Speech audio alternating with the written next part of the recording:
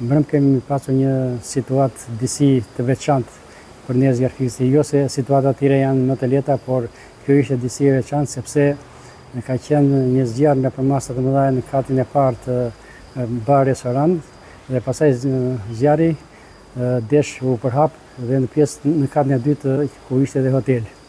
Fillimisht këtu në shërbimin e zjarfikësit të zyre informacioni që ne disponojmë, ka ardhur një telefonat, dikush ka kaluar dhe ka parë një si djegje apo një flak të vogël dhe tha që po digjet një koltuk, shu ka qenë telefona fillimisht. Menjëherë ekipi zjarfikës është nisur për vendngjarje.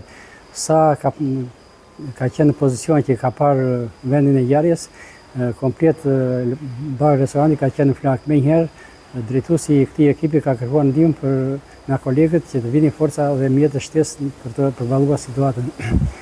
Fillimisht u desh që të bëhesh ndërhyja në dy drejtime, të izolohesh flakët e zjarrit që mos kalonin katën e dytë të hotelit dhe të bëhesh me mundur dhe evakuimi të gjithë këtyre banorëve që ishin rezidentë në hotel. U punua pothuajse me forcat që kishin në dispozicion, duke ardhur dhe ndihmë forcat e tjera.